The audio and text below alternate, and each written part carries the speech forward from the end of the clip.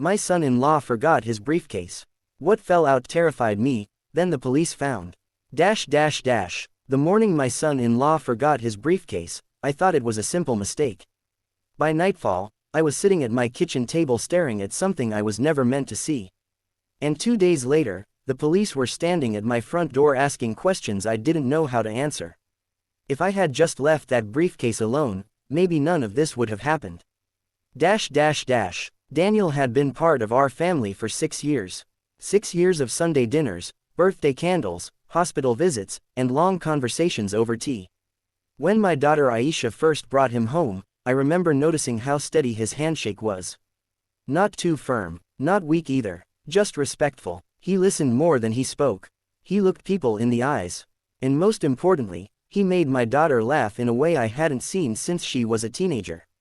After my wife passed away 3 years ago, Daniel stepped in without being asked. He drove me to medical appointments, fixed the loose tiles in the kitchen, sat with me quietly during evenings that felt too long and too silent. I trusted him, not just as my daughter's husband, but as a son. That's why the briefcase didn't alarm me at first. It was a regular Tuesday. Daniel had come over early before work. He said he had a meeting nearby and thought he'd drop in to check on me. He looked tired, faint shadows under his eyes, shirt slightly wrinkled like he hadn't slept well. Just a busy week, he told me when I asked. He left in a hurry after finishing his tea. I watched from the window as he reversed out of the driveway, one hand on the steering wheel, the other holding his phone. That bothered me a little. Daniel usually avoided distractions while driving, but I brushed it off. It wasn't until later that afternoon that I noticed the briefcase. It was sitting upright beside the hallway table.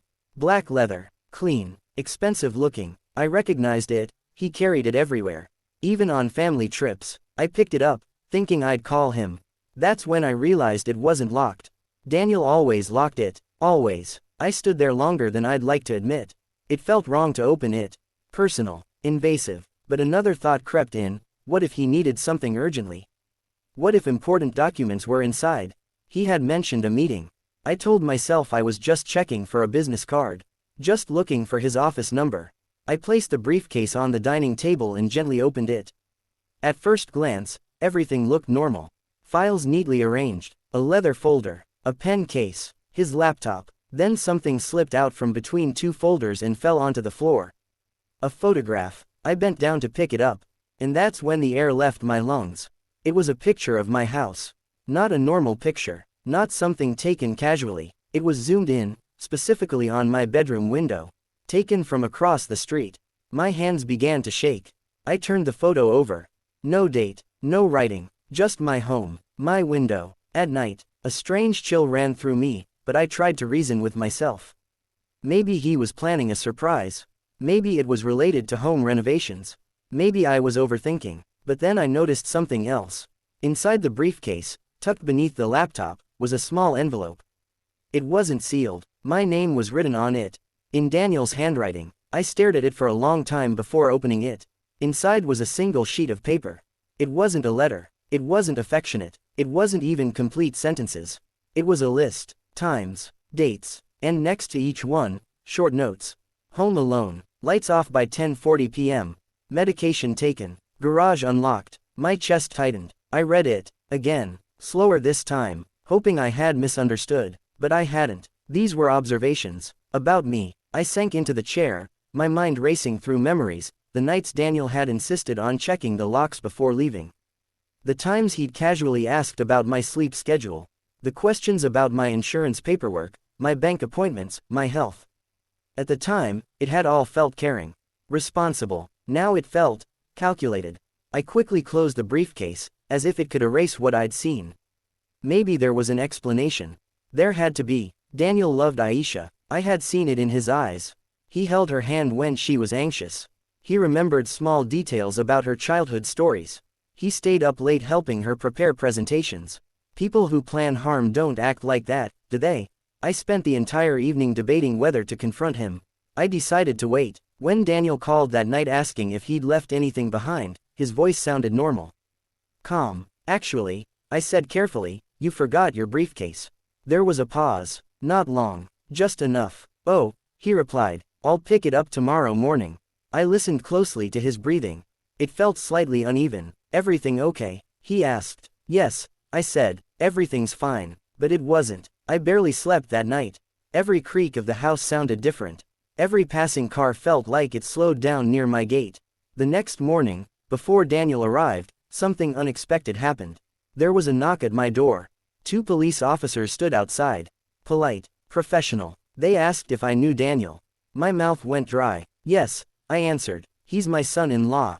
They exchanged a glance. We'd like to ask you a few questions, one of them said gently. It's regarding something that was found. My heart pounded so loudly I was sure they could hear it.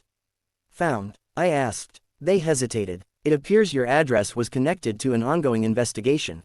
The room felt smaller. Connected to what? Before I could ask, I heard a car pull into the driveway. Daniel's car. Through the window, I saw him step out, looking up toward the house, toward me. And for the first time in 6 years, I didn't recognize the expression on his face. It wasn't warmth. It wasn't concern. It was something else. Something unreadable. The police turned as they heard the car door shut. One of the officers quietly asked me, "Is that him?" I swallowed. "Yes," I whispered. And as Daniel walked toward the front door, briefcase less, unaware that I had already opened it, I realized the man I trusted like a son might have been watching me far longer than I ever knew. And I still had no idea what the police had found. To be continued. ShadowTales. Video title. My son-in-law forgot his briefcase. What fell out terrified me, then the police found. When I opened the door, Daniel froze. For half a second, his eyes moved from me, to the police officers, and then to the hallway behind me. It wasn't panic I saw. It was calculation. "Daniel Kahn?" one of the officers asked calmly. "Yes," he replied, forcing a polite smile. "Is something wrong?" I had known this young man for 6 years. I had watched him comfort my daughter when she cried. I had trusted him with spare keys to my house. And yet, standing there between 2 officers, there was something in his posture I had never seen before, guarded, distant. The officer gestured toward the driveway. "We need to speak with you regarding a complaint filed earlier this week." Daniel glanced at me quickly. Just a flicker, as if trying to measure how much I knew. "What kind of complaint?" he asked. "It involves unauthorized surveillance," the officer replied. The word landed like a stone in my chest. Surveillance. Daniel's jaw tightened, but he didn't argue. "There must be some misunderstanding," he said. Calm, controlled. The officers asked if they could step inside. I moved aside automatically, my legs feeling strangely weak. We sat in the living room. The same room where Daniel had once assembled my late wife's old bookshelf. The same room where we had celebrated Aisha's promotion with cake and laughter. Now it felt unfamiliar. One of the officers spoke gently. "Mr. Kahn, earlier this week we were contacted by a resident across the street from this address. They reported noticing someone parked late at night on multiple occasions, taking photographs of this property." Silence. I could hear my own breathing. Daniel's expression barely shifted. "I work in property risk assessment," he said smoothly. "Sometimes I document properties for clients. I may have been doing routine evaluations." "Routine evaluations? Of my bedroom window?" The officer nodded but continued. "The resident recorded the license plate. It matches your vehicle." My heart thudded. Daniel leaned back slightly. "If that's the case, I can clarify it with my employer." I watched him carefully. His voice was steady. His hands rested loosely on his knees. No shaking, no visible fear. If I hadn't opened that briefcase, I might have believed him completely. Then the second officer spoke. "There's something else," she said. She looked at me before continuing. "When we ran the plate, we also found that a similar report was made 2 months ago. Different neighborhood, same pattern, late night observation, detailed notes. The air left my lungs. Different neighborhood." Daniel didn't answer immediately this time. He lowered his gaze for a moment, not in shame. "In thought. I freelance occasionally," he said finally. "Independent contracts. It's possible someone misunderstood my work." I couldn't stay silent any longer.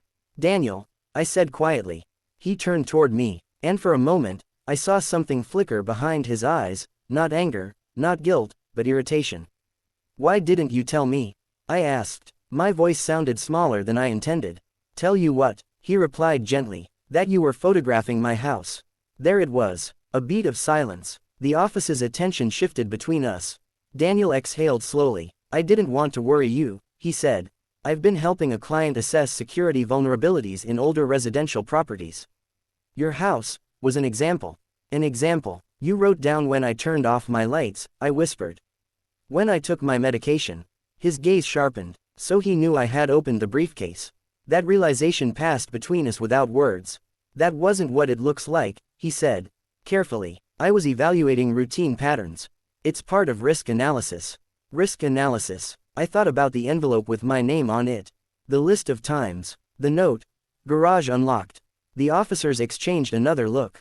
Mr. Khan, one officer said evenly, are you licensed for private security assessment work? A pause. I'm in the process, Daniel answered. In the process. The room felt heavier by the second. Then the officer turned to me. Sir, did you authorize any form of monitoring of your property? No, I said firmly. That word echoed louder than anything else that morning. No. Daniel looked at me, and this time there was no softness in his expression. Only something cold and disappointed. You opened my briefcase, he said quietly. It wasn't a question. Yes, I replied. Another silence. The officer cleared his throat. At this stage, we're not making any accusations. We're simply gathering information. However, if documentation exists related to surveillance without consent, we may need to review it. My heart skipped. The briefcase was still in the hallway. Daniel stood abruptly. I'll provide whatever is necessary, he said. Too quickly. The officer gently motioned for him to remain seated. We'll handle that. I felt trapped between two realities, the man I believed Daniel was, and the man sitting in front of me. Why my house? I asked. He looked at me for a long time. And then he said something that unsettled me more than the photographs. Because you trust me. Not defensive. Not apologetic. Just factual. The words replayed in my mind. Because you trust me. The officer's voice cut through the tension. Mr. Khan, we'll need you to come with us to answer further questions. Daniel nodded once. Before standing, he looked at me again, but this time there was something else in his expression.